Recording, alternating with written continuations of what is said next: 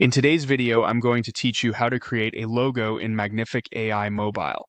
First, open Magnific AI on your phone or head to the website in your mobile browser if you prefer working that way. Once you're in, look toward the bottom of the screen and tap AI Suite. From there, choose Generate Images. This is where we'll set up everything for your logo. Now, type your prompt.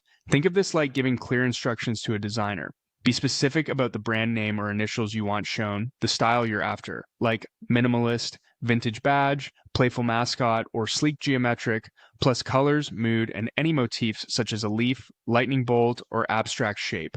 For crisp, scalable results, phrases like vector logo, clean lines, flat icon, or high contrast can help. If you want something that works on light and dark backgrounds, say that up front. Next, tap the settings icon. Here you'll see mode options, sometimes with quirky names like Google Banana and others. Each mode guides the AI's personality and visual style, so pick one that suits your brand. If you want something bold and experimental, try a more creative mode. For cleaner, more corporate looks, choose a conservative or precision-leaning mode. You can always come back and switch if the first pass isn't hitting the mark. Choose how many results you want and set the aspect ratio. For most logos, a square 1 ratio is a safe bet because it fits favicons, app icons, and social profiles. If you're designing a wide word mark, a landscape ratio can be useful.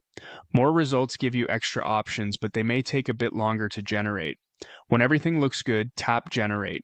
Give it a moment. Rendering can take some time. If it's processing in the background, you can go back and tap Work at the bottom to view the result once it's ready. Open your outputs, compare them side by side, and note what you like about each. Clarity at small sizes, balance between icon and text, and how well the style matches your brief. If needed, adjust your prompt or mode and generate again until you land on a logo you love.